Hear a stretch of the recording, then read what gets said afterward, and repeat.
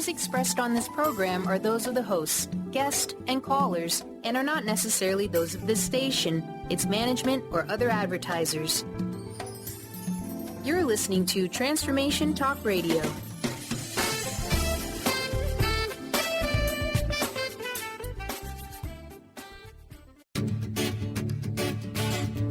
Get fired up for Spirit Fire Radio, your guide to practical mindfulness and meditation. Join hosts Tim Darter and Steve Kramer and discover how to add the mechanics of meditation to your day. Watch yourself connecting in a whole new way and find the amazing moments in life's routines that often pass us by. Add to your awareness with Spirit Fire Radio. Now here's your hosts, Tim Darter and Steve Kramer.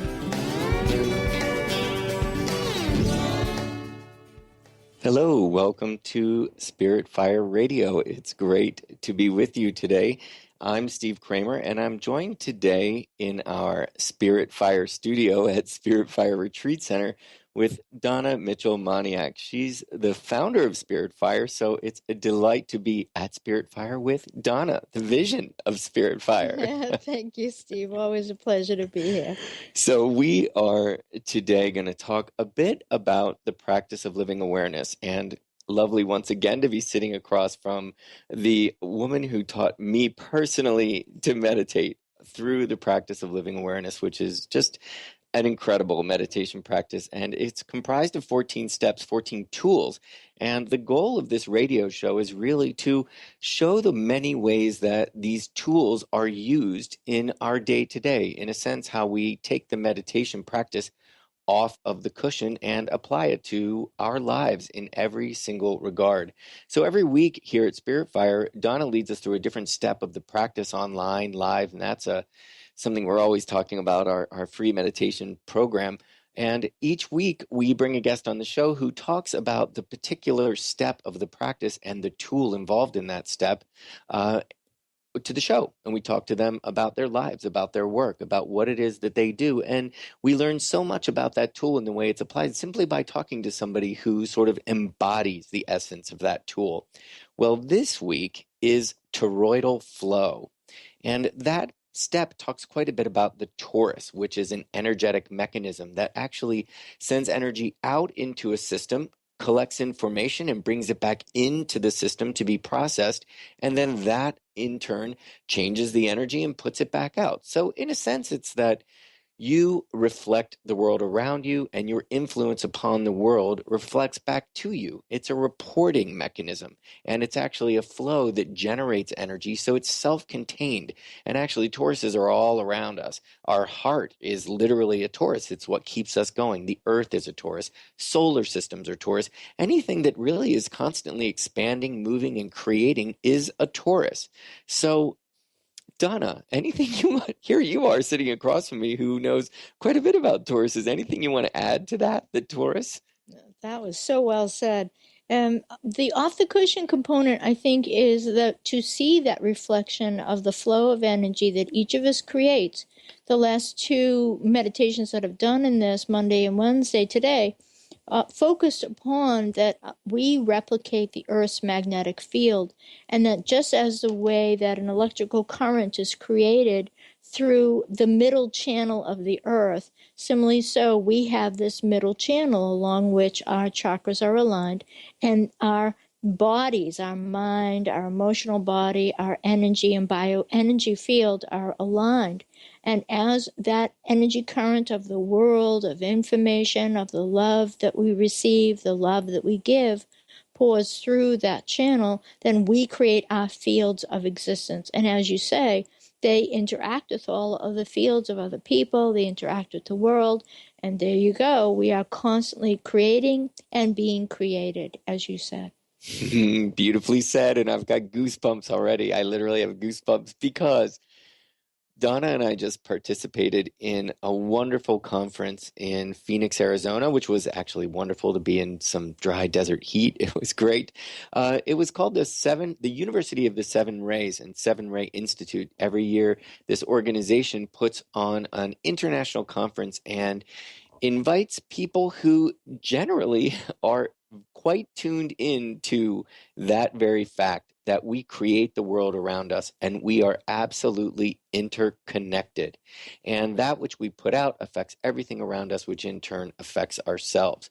And so it couldn't be more perfect than time to talk about this conference and its effect, the ways in which we are actually toroidal flow. There was a theme to this conference, which was initiation, and that's quite an esoteric concept, but essentially it has to do with various levels of vibration that we reach, and creates an unfoldment of sorts that allows us sort of a new range of experience so that we can once again grow, that we can evolve and reach a new plateau. Our system then sort of recalibrates and allows us to allows us to create and interact with the world around us in a new, more rather lighted way.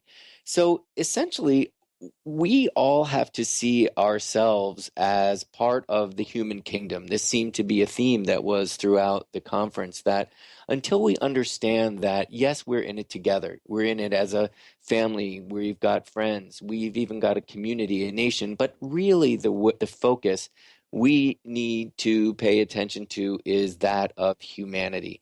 And until we can see ourselves as the human kingdom, and understand that the earth is a being itself, and that we are a very important aspect of the earth as a unit of consciousness, and that our actions directly affect this being that we call earth. And those beings go out exponentially, just like we've got to eat the right foods to sort of protect and nurture our stomach. And if we don't, our stomach's going to go a little awry. Well, we are part of the stomach is part of a system that creates us. We are part of a system, and we certainly have direct effect on the planet Earth, which is part of a solar system and a greater system and a greater system. We won't go too far into that, but there was so much speak about humanity, and really the point of this conference was to, I would say, create awareness, to share inspiration with others who consider themselves teachers, receivers, students, activists, and people who really would like to spread the word and help wake up their fellow man to the fact that we're at a time where we've got to get it together, and we've really got to work in cooperation with each other. So again, there's the Taurus. Anything, Donna, you'd like to add about the conference? Well, the conference, I think, you highlighted many things. One of the factors is the receptivity, as you were saying, as each of us recognizes our role as receptive beings within the totality of the beingness of the earth, then we, of course, can receive through this toroidal flow of energies that's ceaseless and constant, that we are being moved by and attracted by and receiving all the time, that then we will put out proper beneficent and creative energies back into the world. And the conference highlighted several ways by which people are doing that, organizations are doing that, and I'm sure that we'll highlight a few of those in a few minutes. The other thing that I think that the conference provided was the international flavor of the conference itself, and the people, the collaboration that was going on an international scale. It is just one conference of several all around the world where people are looking at consciousness, looking at science, looking at the interdependence of the world, and how your and my actions, thoughts, words, our considerations, our appreciations, the value that we give to any given thing, any given moment, that they really are effective in the world for benefit or, unfortunately, for detriment. Indeed. And that we have to take action too. As much as there was a theme of receptivity, it actually was quite the perfect toroidal flow, because as we receive, we then have the information, and we have received information that then triggers us, if we have some modicum of sort of consciousness or right thinking within our being, to say, wow, I really need to take action. And in what ways can and do I take action?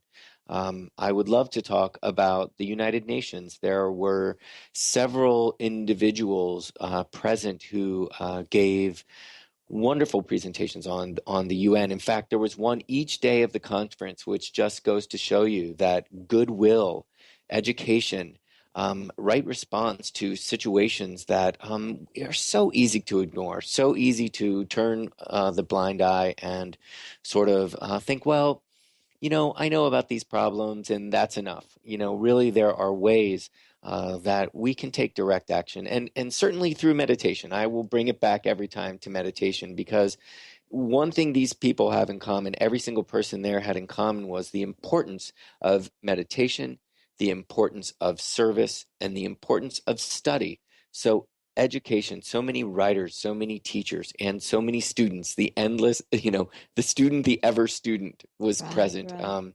which engages creative thought, which engages the higher mind, which engages intuition and creativity. And that is really such it's an important aspect of meditation. When we're meditating, we're actually allowing ourselves to be in a point of alignment where we can actually create through our inspiration, through, when we're in a place of altitude, we're in the realm of insight and of abstract thinking, and that's what produces change. That's what produces evolution. So meditation, study, and service, world service. In the end, that is was another constant theme. As soon as I say one, I think that the other one was a more sort of present theme, and actually they were also present. So I know we're going to go to a break soon, and when we come back, I would really, really love to talk about the United Nations. I learned so much I thought I knew about the UN, and in the end, there is so much that we can be reminded that this organization does on a daily, yearly basis that will just move you. And I certainly was moved many times to tears by the just selfless work of so many individuals. So we're going to go to a break, and we'll be right back to talk more with Donna Mitchell-Moniak and about toroidal flow.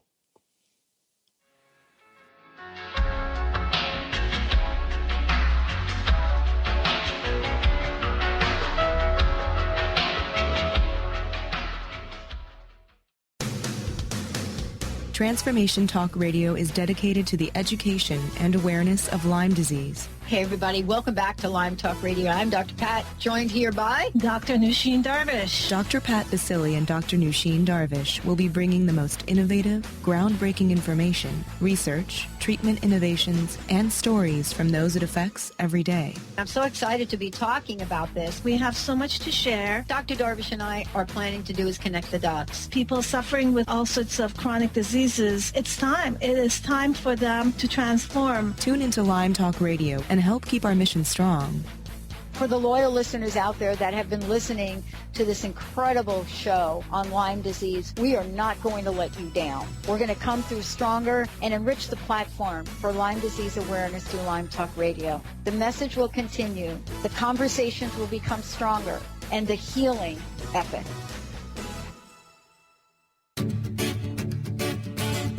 Hi, I'm Tim Darter. And I'm Steve Kramer. Join us on Spirit Fire Radio. Discover how to add the mechanics of meditation to your day.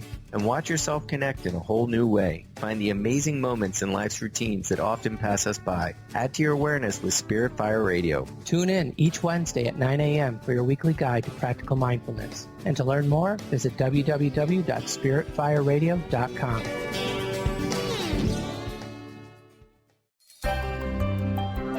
Shine On Radio. Find Your Shine with Kelly is the show that celebrates what makes you, you. Join co-hosts Kelly Wadler and Dr. Pat Basili as they break down how to brilliantly fuel and move your body and love what makes you shine. Kelly is a professional arts and wellness coach dedicated to helping brilliant women find their confidence, energy, self-love, and shine. Tune in to Shine On Radio with Kelly and find your shine on TransformationTalkRadio.com. Discover the 8 things the elements of prosperity want you to know. Lynn Brown is hosting a life-transforming, soul-expanding evening on April 30th featuring guest speaker and radio host Dr. Pat Basili. Lynn was guided to make this a by-donation event for entrants, and all proceeds will be donated towards uplifting the homeless community. For more information and to get tickets, visit eventbrite.com. That's eventbrite.com and type Lynn Brown in the search.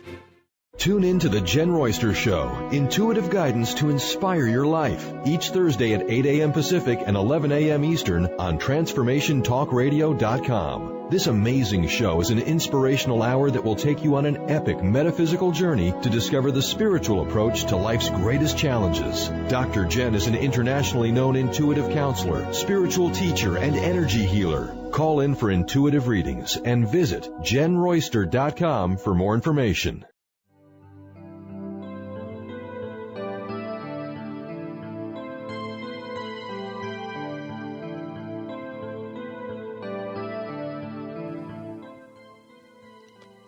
Welcome back to Spirit Fire Radio. I'm joined today on site with Donna Mitchell-Moniak. She's the founder of Spirit Fire and the creator of the practice of living awareness.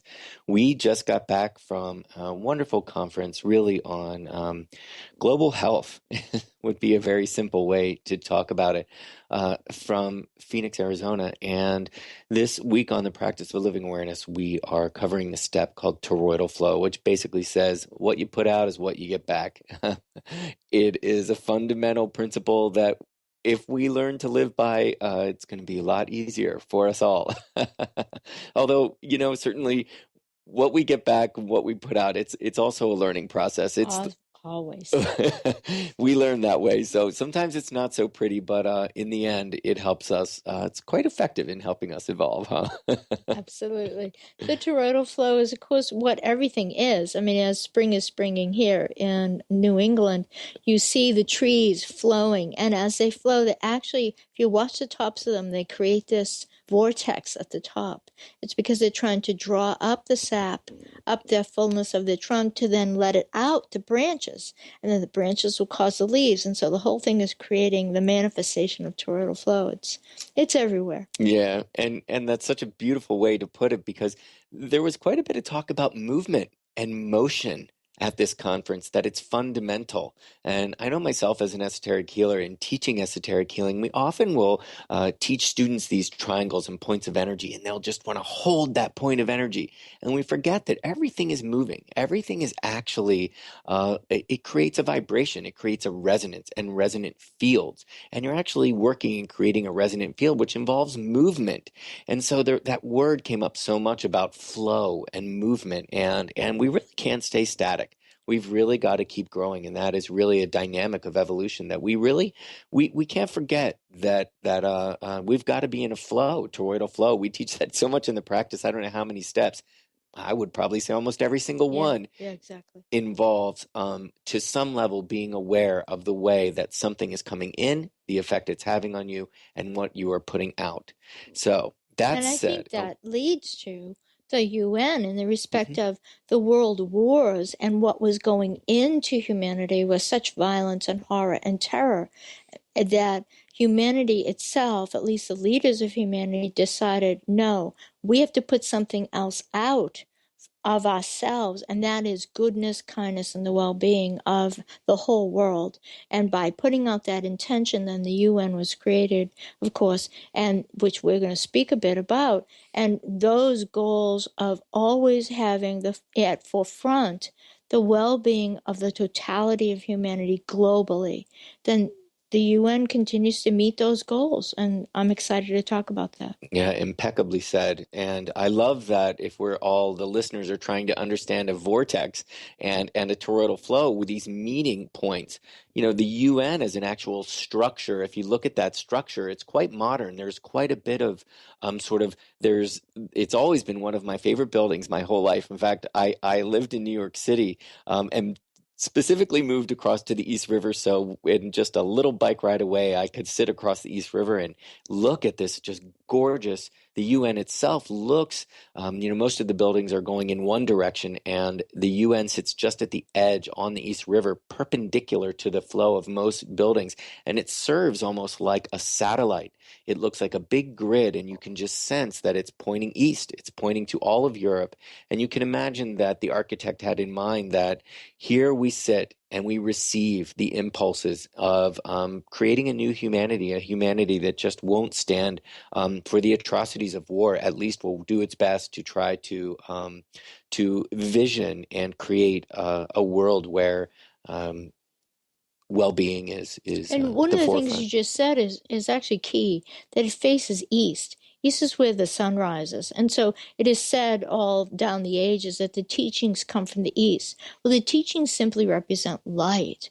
So to have every day the light of the sun coming into those glass windows and into all those offices and into all those meetings, that's the purpose of that. And it was just so well thought through, meditatively so, undoubtedly. Yes, and when you look at the General Assembly, there's this beautiful structure that actually looks like a torus. I mean, it is literally shaped like a torus. I think that there's quite a bit of symbology, and those of you who might know a thing or two about the Constitution of Man, which is a sort of this map. It's sort of a map of consciousness, really.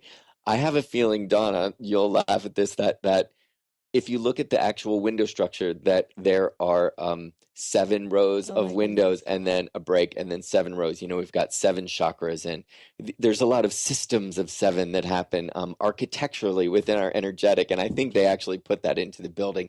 Not much went, they didn't miss much in creating the UN, but I would love to get to the UN. Now, those of you listening, this is an amazing organization. I mean, I'll just give you a few facts. They provide 90 million people in 73 countries provide food. They vaccinate 58% of the world's children, saving 2.5 million lives a year. 58% of the world's children are vaccinated. I would imagine mostly malaria, saving endless lives. There's one promoting maternal health. The UN saves the lives of 30 million women a year by promoting maternal health and education. The list just goes on. The UN had an initiative that they set in place in the year 2000 that was going to it was a program to create social change, international global social change over not just social, economic change, looking out for humanity's well-being on the planet Earth, initiatives that were to last until 2015. And there were markers set up to sort of take a look at that progress. They met every marker, which is amazing. It was a huge success. And as a result, they have created what is called Sustainable Development Goals, SDG, Sustainable Development Goals. And the organization has a website called globalgoals.org. And this is a new initiative that is going to track these Sustainable Development Goals, otherwise known as SDGs, until the year 2030. I'm going to read these to you because they are just so beautifully thought out. And the number of the people that were at this conference were involved in creating these initiatives. Here are the goals. I mean, listen to these goals. By 2030, no poverty, 0 hunger, good health and well-being, quality education, gender equality. I'm only on 5, and that sounds like a pretty good world. And you realize, I mean, the questions asked are why not? How can we work together? That we absolutely can work together to create these as a sustainable world, as a world that is what? Is redeemed.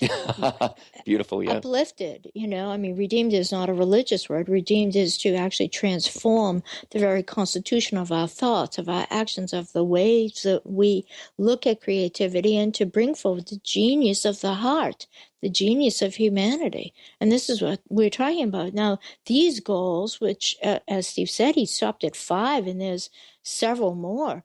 But these goals are possible even in the intuition and the imagination of the UN and its leaders, because the very goals set in 2000 were met in 15 years.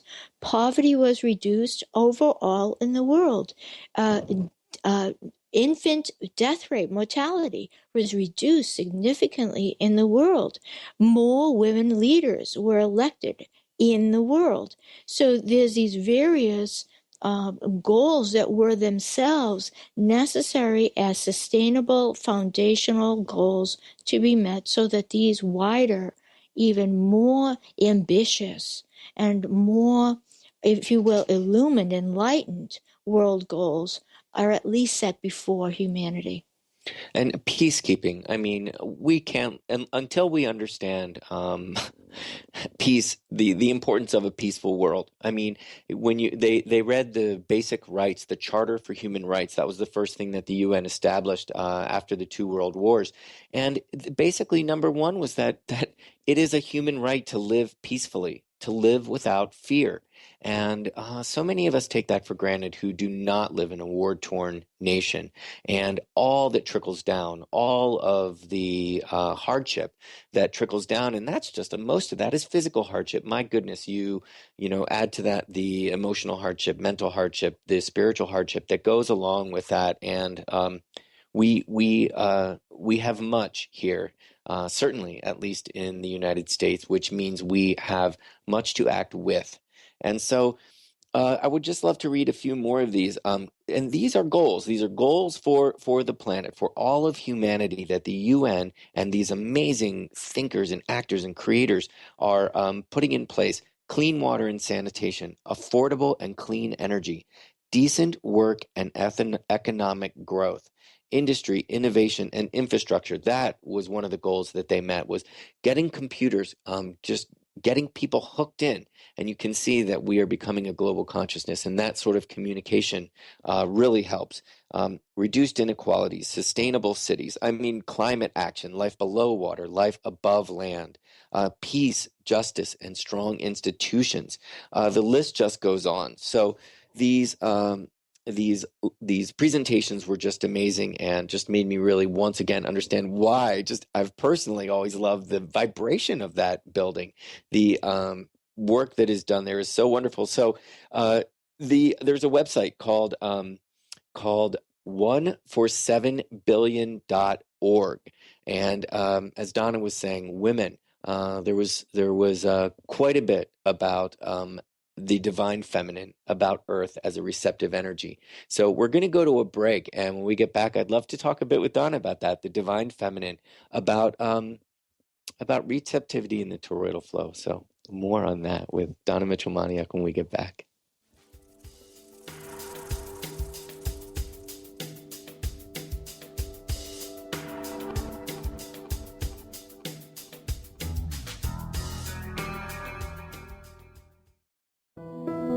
What if we really didn't have to die to go to heaven?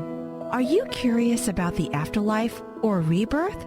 The highly anticipated new book from author Dr. Susan Allison, You Don't Have to Die to Go to Heaven, is available now. Find out how to find guidance and healing in the spirit realms.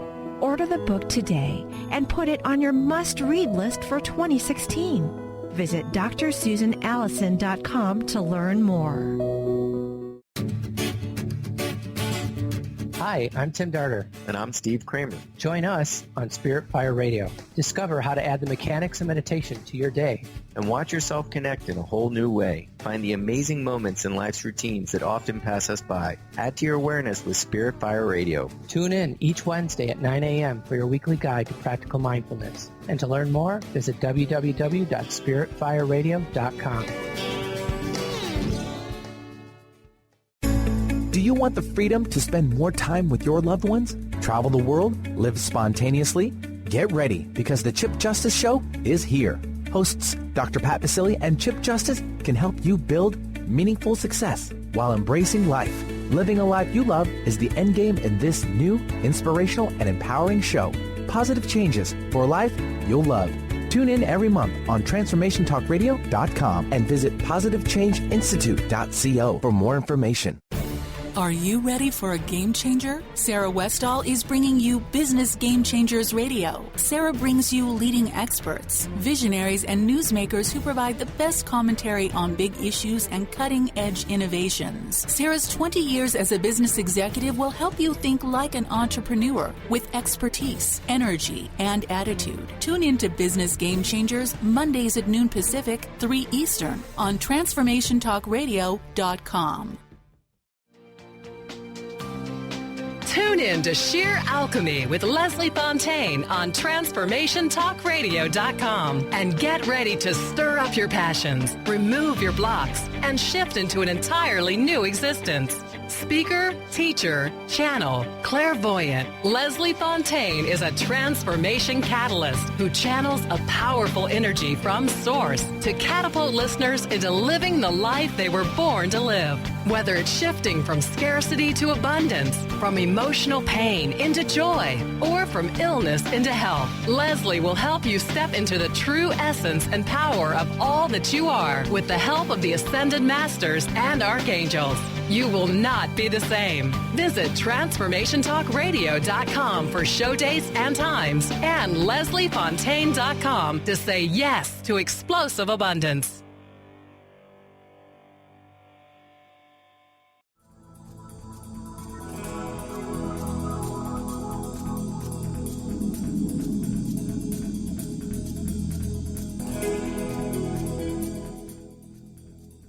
Welcome back to Spirit Fire Radio. I'm joined today here at the Retreat Center in our Retreat Center studio with Donna Mitchell-Moniak.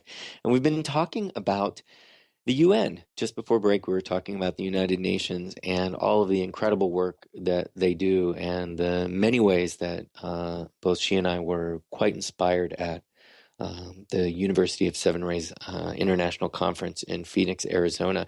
So we're talking about toroidal flow, and in order for flow to take place, one's got to be receptive. And the divine feminine is receptivity. I mean, that is really, I would say, the signature of the divine feminine. And interestingly enough, just to sort of wrap up our talk about the UN, because there's so much I'd love to talk about, is, the UN is electing a new, of course, my brain's going, actually, there's a couple of things I'd like to still say. The UN is electing a new Secretary General this year. This year is the election process year, and it will be for 2017 will be the new UN Secretary General. They basically lead the world peacekeepers of the world, a United Nations international organization that they represent all of us.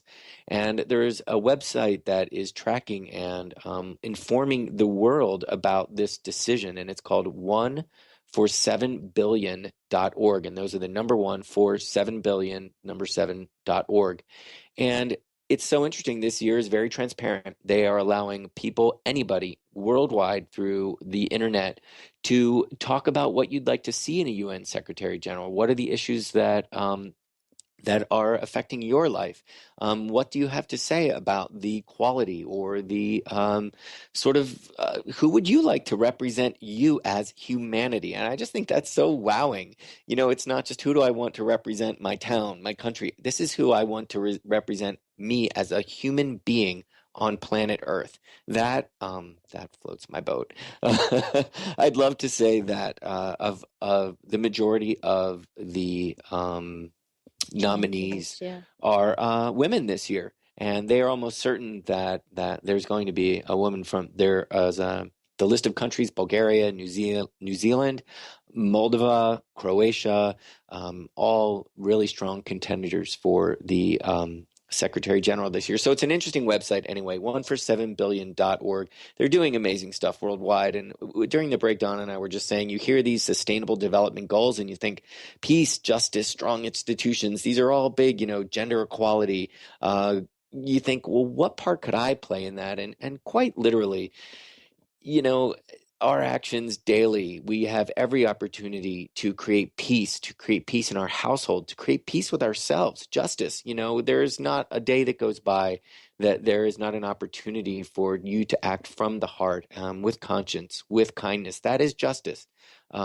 So that's the practice of living awareness, is really teaching people these tools on the cushion, but certainly they can be applied to everyday life and ways that are the most simple action in a day. When does somebody need a smile, and how simple that is really creates a peaceable kingdom and a peaceable planet for us to live on and for us to grow as humanity. Along that line, one of the presentations that was at the conference that is totally in line with what we're talking about was Heidi Robbins, who always presents something called Hello Love. And that came from her 3-year-old daughter, who now is in her teens. And this young child went up to her mom one day and just said, "Hello, love." And Heidi went out and was so struck by that she went out and started to make T-shirts, and then went out and did, how there's these kind of demonstrations where you go out and you hold a sign, free hugs, that kind of thing. Well, she did that with these T-shirts and wanted to just say to everybody, "Hello, love, hello, love." And she found that she was efforting so much to try to bring love forward from other people that, of course, she fried herself out, and she laughed about it. So the efforting that all of us can do to help the UN and humanity overall with these absolutely sustainable development goals is not through efforting. It is, as you say, in any given moment, that is the moment for patience. That is the moment for ingenuity. That is the moment for being present in the moment. And that is not only going to address the moment, the person, the traffic jam, the whatever it is that we've got going on, but it also will energetically, through toroidal flow and the shared telepathic fields of humanity, it will affect human consciousness overall. Every person who is patient undoes impatience in the world. Every person who just simply looks at a situation with wisdom brings wisdom into the world and addresses anger and violence and bigotry. Yeah. It's that simple. And it's not to say that direct action and effort, certainly isn't necessary. But that it's important to be aware, to know when that effort is like in Heidi's case, she sort of had to laugh because they realized that they were all just wiped out, and she thought, well, what good am I doing sort of the well-being of all beings by me being frizzled and fried with this whole sort of a campaign?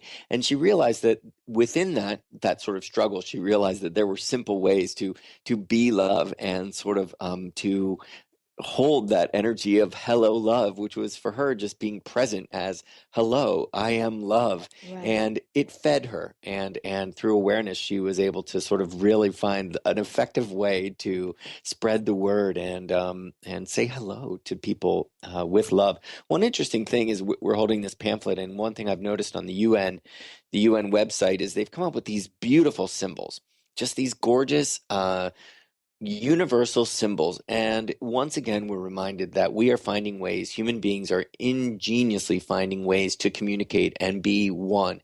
It's not that any of this is really complicated, and to really look at these symbols and know that any human being on the planet can look at these symbols and understand exactly what it means is just, again, another statement of human ingenuity and creativity in action. And for those of you out there that are meditators or wanting to learn to meditate, and these are the insights, this simplicity and this sort of those aha moments are, they're the keynote to meditation. That is really at the end of the day, that is human evolution. Yes, absolutely. Are these moments of aha that really come when you are aligned and really tapping into your innate, true, lighted purpose.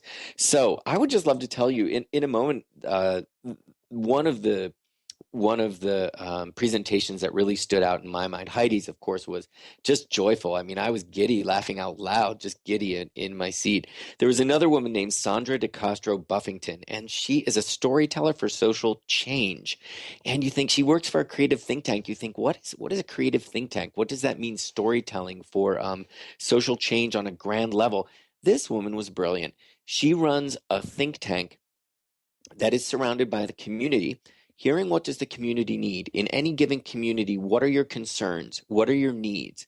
And then she links up writers, Hollywood, who were the storytellers in our world. And she spoke about storytelling, that we learn from each other by passing down our life story, by observing. This is all meditation speak. The observer is the meditator. And, before we had computers and the internet and texting and Twitter, these stories were told, they were passed down from generation to generation. And acted out by troubadours and still on stages. And so, as you say, she works with people in Hollywood and Bollywood and in the various movie making capitals. I think there were 5 of them around the world. Yeah, and television, indeed, television. So what she does is she gets communities needs, activists, and then the people who are the experts in the field. So she gets all this information and they come up with storylines and they insert them into network television series, into movies, and so that they are sort of almost behind the scenes, talking about stories that will portray social justice, that will portray the vision of world health, nonviolence, consciousness, and they're always socially provocative storylines. Just for an instance, she was saying that they did a show on, I believe it was CSI, and they inserted a storyline about an organ donor. They've got this drama, and within that story, as a sub storyline, is somebody needing an organ, and as one of the main characters of the show died off, they gave their organ, and they created this whole storyline about it. They said that after that show, within that week, that they figured out through these statistics that 9% of the viewership had signed up to be an organ donor. 9% of what, a 4 million person viewership, that's a lot of organs. That is huge social change. And this woman is just doing amazing work. And so these were presentations one after the other of people that were finding ways. She's a negotiator. She's a bridge. She creates bridges. And she has found a way to bring all of these various groups together and create social change through storytelling, and just so inspiring and really quite nice. So the divine feminine, that's what we were going to talk about. And that's a lot of females. And I just found the female energy to be so amazing there. I know a colleague of mine, we were talking about the deathing process. We were at a table at lunch, and a woman leaned over and said, how often do you hear 2 men talking about death and dying so gently and with so much compassion? And I thought, well, that's sweet of you, but all right, if we're going to really talk about it in terms of the sexes, I thought, well, all right, there really was a wonderful feminine principle. But I think, too, there is that we are in the new millennium, and the millennium begins with the number 2, and that automatically is a feminine energetic as opposed to the number 1. Ah, indeed. So right there you have these sustainable goals, and even the goals that were from 2000 to 2015 for the UN, they are drawing upon the unanimity. That's again feminine, the empathy, the empathic relationship that we all have together. So it's only possible by all of humanity bringing forward its feminine energy, which then of course brings forward in a more full way the strength of the divine masculine as well. Mm-hmm. Masculinity is not just violence or individuality or independence. The strength of the divine masculine is that which protects, is that which nurtures, is that which provides.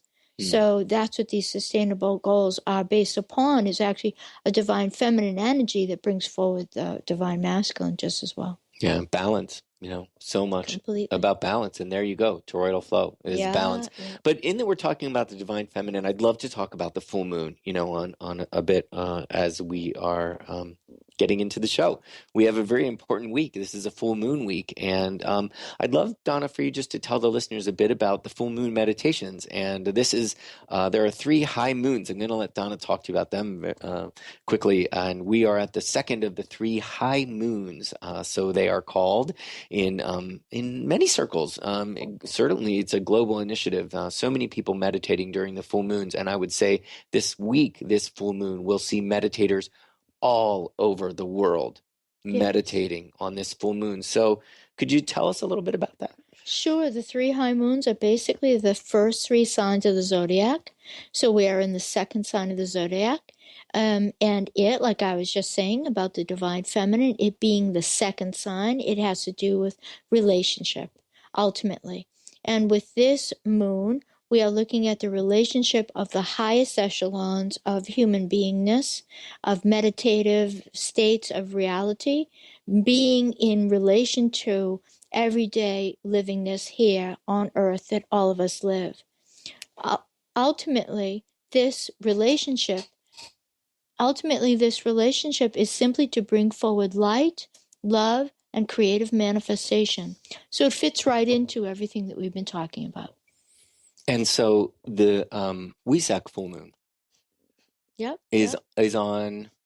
It is on, actually the exact time of the full moon is in the middle of the night on Friday evening in Eastern time. Spirit Fire, of course, will be leading its online meditation on Friday evening at 8 p.m. Eastern time. But certainly, as Steve was just saying, there are meditations all over the world, in person and online, because this is considered a very significant time to meditate, to contemplate, and to align with others. And so let's talk about the Buddha a bit. I mean, sure. Wesak is the celebration of the Buddha. It is the celebration of his birth, of his awakening, and his death. And his death. It is said in legend that all 3 transpired under the full moon of Taurus. And so this celebration uses that idea that the Buddha is the pinnacle point or an example of, because of course we have the Christ and we have Lao Tzu and we have many other great saints and sages through the world. So this is an example of the pinnacle point of what anyone can accomplish when they actually sit down, get centered, meditate, and get clear. And what happened for him was, of course, enlightenment. And that is the pinnacle for any human being. We're all capable of that. And then we're all capable of living from that enlightened consciousness and bringing that forward into the world. So this festival called Wesak is a celebration of not only the Buddha nature, if you will, inherent with all beings, within all beings, but also the Christ nature. They are not 2 different things. One could consider that one is the wisdom side of enlightened activity and being, and the Christ being the compassion side, compassion energy of enlightened presence and being. And these 2, it is said that they coordinate, they align, and then send forward that dual energy of enlightened and of wisdom and compassion fully into humanity. And then we receive it and we can live it. And am I correct in saying that that is sort of, in a sense, transmitted on the 3rd full moon? And that would be the 3rd full moon of Gemini. That's right. The way I like to guide that meditation, the Gemini meditation, is that we become the winds of change. Humanity, in having received this inspiration, this intuitive alignment process at Wesak, that of course was seeded in a respect at the Aries full moon. Again, it's the first 3 moons, so Aries, Taurus, Gemini, that then come the 3rd one. The 3 is always related to activity and manifestation. So humanity becomes the manifestation of, again, enlightened compassion and enlightened wisdom. Nice. And Gemini being an air sign, when you say the winds. The winds of change. Yeah. Yes. Yeah. Beautiful. So we're going to be doing that meditation Friday night. And online free. I just go to spiritfire.com and click on the meditation tab, and you can find out more about that and sign up for it. Always a powerful meditation. The full moon meditations are probably one of our most popular meditations, and when it comes around to these high moons, boy oh boy, if not only tapping into the group that's present meditating, you can be well aware that you are tapping into a meditational vibration of the highest order that is happening globally during this full moon. So it's a very, very important time. And And I would add also that we happen to be in some additional astrological factors that I won't go into the detail, but please, everyone, we have just had these earthquakes in Ecuador and in Japan, and in many respects, they are tied to the toroidal flow of the energies of the planets as they affect Mother Earth and pull upon her continents and oceans and things like that, just as the moon does and the tides. So as we are in not only a full moon cycle, but we are in a heightened astrological cycle all overall, if everyone would bring their meditative composure to the world, send good energy, of course, to those living in the devastation of earthquake, and consider yourself an embodiment of compassion and wisdom, and really live from that very mindfully, certainly all through the week while these astrological factors are potent.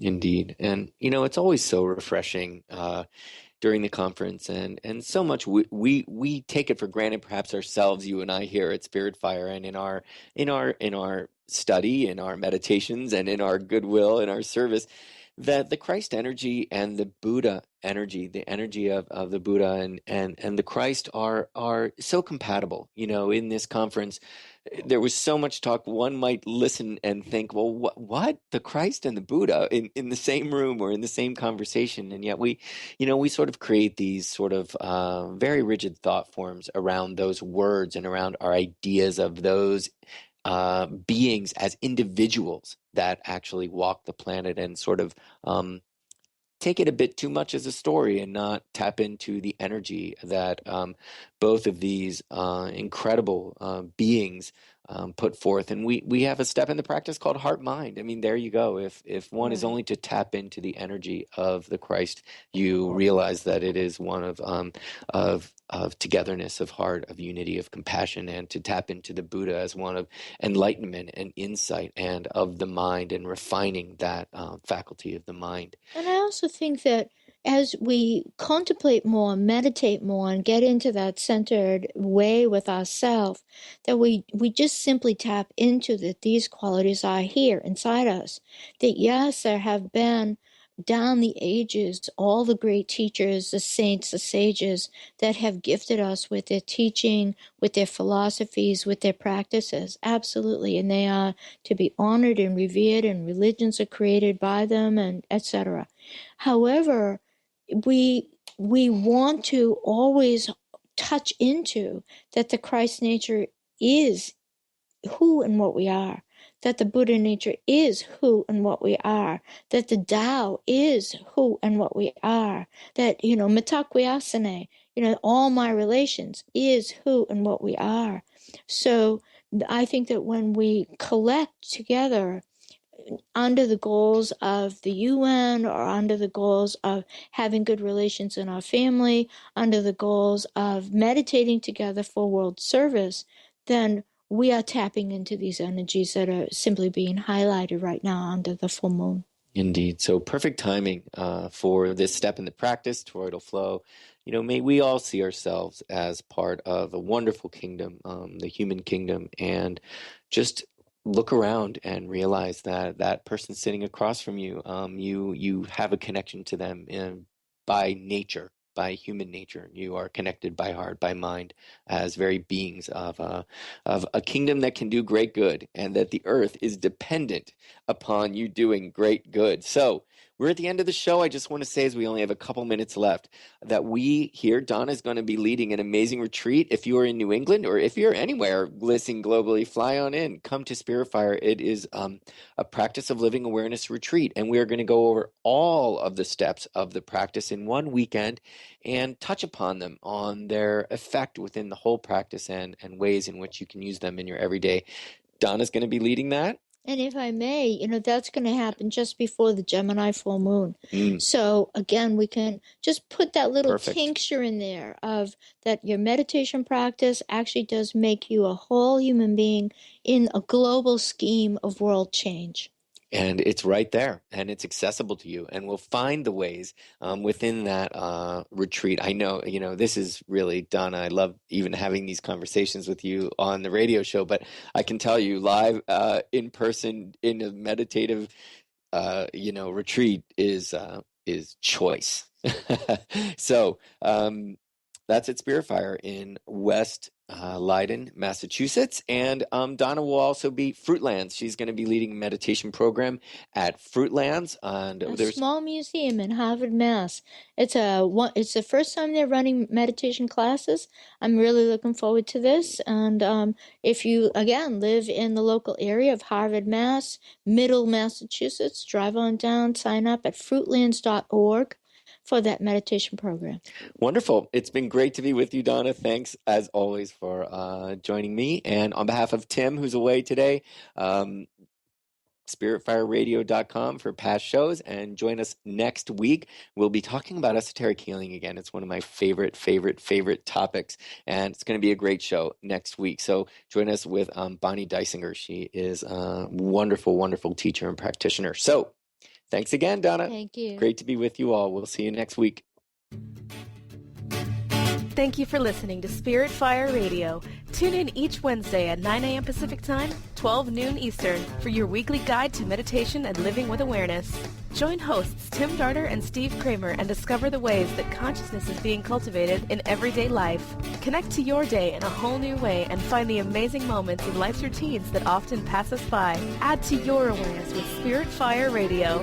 To learn more about Spirit Fire, visit spiritfireradio.com.